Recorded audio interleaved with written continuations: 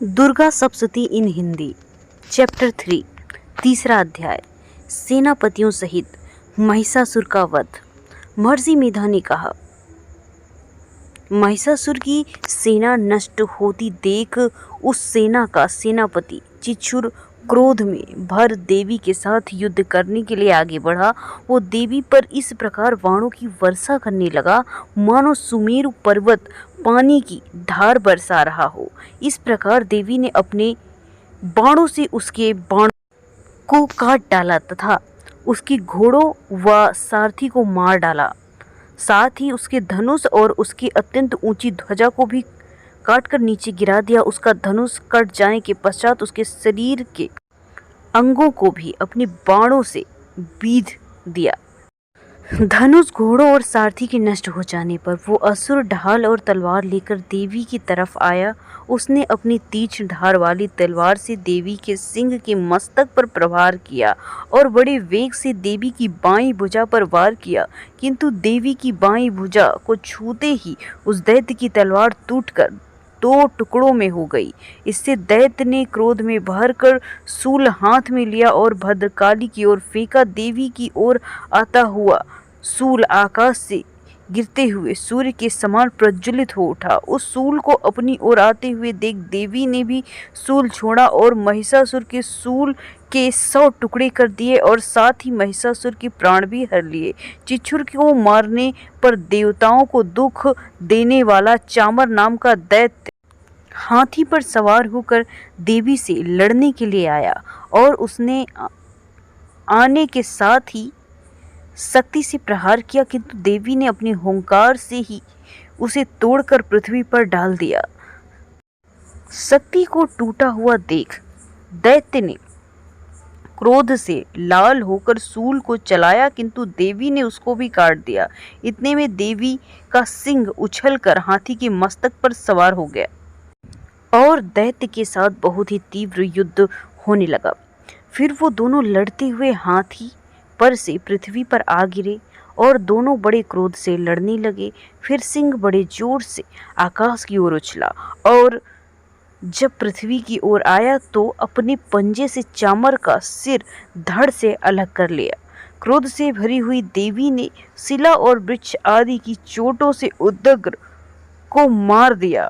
कराल को दांतों, मुक्कों और थप्पड़ों से चूर्ण कर डाला। क्रुद्ध हुई देवी ने गदा के प्रहार से उद्धत दैत्य को मार गिराया। भिंदीपाल से वाष्पकल को और बाणों से ताम्र तथा अंधक को मौत के घाट उतार दिया। तीनों नेत्रों वाली परमेश्वरी ने त्रिशूल से उग्रास्य, उग्रवीर और महाहनु नामक राक्षसों को मार गिराया। उसने अपनी तलवार से बिडाल नाम के दैत्य का सिर काट डाला और अपने बाणों से दुर्धर और दुर्मुख राक्षसों को यमलोक पहुंचा दिया। सेना को नष्ट होता देख वो भैंसे का रूप धारण कर देवी के गणों को दुख देने लगा।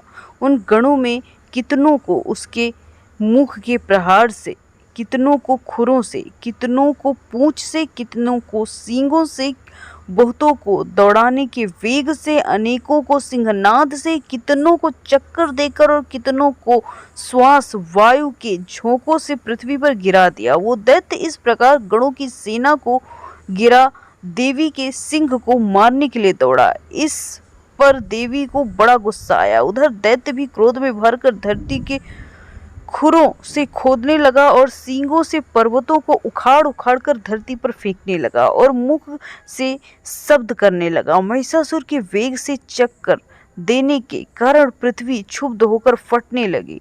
उसकी पूंछ से टकराकर समुद्र चारों ओर फैलने लगा। हिलते हुए सींग आघात से मेघ खंड खंड हो गए और श्वास से आकाश में उड़ते हुए पर्वत फटने लगे। इस तरह क्रोध में भरे हुए राक्षस को देखकर चंडिका को भी क्रोध आ गया और वो उसे मारने के लिए क्रोध में भर गई। देवी ने बांस फेंककर दैत्य को बांध लिया और उसने बंध जाने पर दैत्य का रूप त्याग दिया और सिंह का रूप बना लिया। और ज्यों ही देवी ने उसका सिर काटने के लिए तैयार हुई कि उसने पुरुष का रूप बना लिया, जो कि हाथ में तलवार लिए हुए था। देवी ने तुरंत ही अपने बाणों से उस पुरुष को तलवार ढाल सहित बींध डाला। इसके पश्चात वो हाथी रूप में दिखाई देने लगा और अपनी लंबी सूंड से देवी के सिंग को खींचने लगा और गरजने लगा। देवी ने अपनी तलवार से उसकी सूंड काट डाली। तब राक्षस ने एक बार फिर भैंसी का रूप धारण कर लिया और पहले की तरह चर अचर जीवों सहित समस्त त्रिलोकी को व्याकुल करने लगा। इसके पश्चात क्रोध में भरी हुई देवी बारंबार उत्तम मधु का पान करने लगी और लाल लाल नेत्र करके हंसने लगी।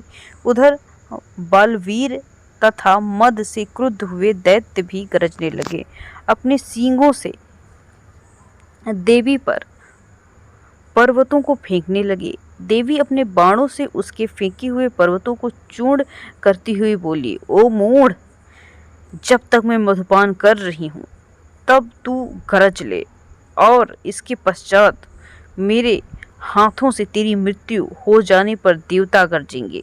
महर्षि मेधा ने कहा। यूं कहकर देवी उछलकर दैत्य पर जा चढ़ी और उसको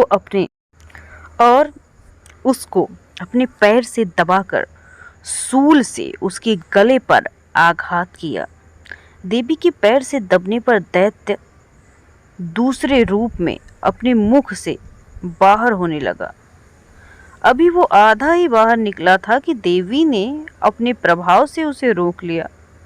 जब वो आधा निकला हुआ ही दैत्य युद्ध करने लगा तो देवी ने अपनी तलवार से उसका सिर काट दिया। इसके पश्चात सारी राक्षस सेना हाहाकार करती हुई वहां से भाग खड़ी हुई और सब देवता अत्यंत प्रसन्न हुए और ऋषि महर्षि सहित देवी की स्तुति करने लगे। गंधर्व राज गान करना प्रारंभ कर अप्सराएं नृत्य करने लगी।